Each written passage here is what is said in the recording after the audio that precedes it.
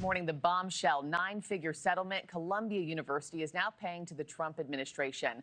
Columbia leadership announcing it will give the government more than $220 million in fines.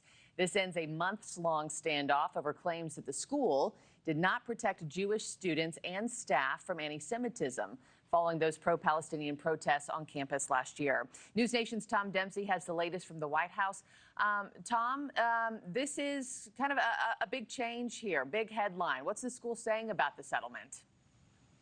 Hey, good morning from the White House, Markie. The president of Columbia University calling this all an important step forward in this agreement reinstating the majority of $400 million in federal research grants that was pulled by President Donald Trump earlier this year. But to dive into this a little bit further, obviously President Trump very much celebrating this agreement when it came down, calling it historic and commending Columbia for, quote, agreeing to do what is right. Without going into much detail, the president also said other colleges and universities who he believes have wrongly spent federal money could be coming next. As part of this agreement, Columbia will pay the government $200 million over the next 3 years, as well as $21 million to settle alleged civil rights violations against Jewish faculty members. And for our viewers at home, to dive into this just a little bit more, this all stems from those pro-Palestinian protests on campus last year. An anti-Semitism task force last year found that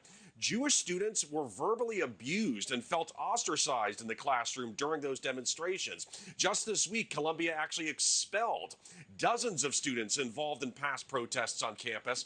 The school also agreed to enforce rules it announced back in March, including banning the use of face masks in protests and promising to phase out DEI-based policies in hiring and enrollment. The Secretary of Education, Linda McMahon, described this all as a seismic shift in this fight against anti-Semitism at U.S. institutions. We will note, though, Markie, as part of this agreement, Columbia University does not admit any sort of wrongdoing with this. Markie?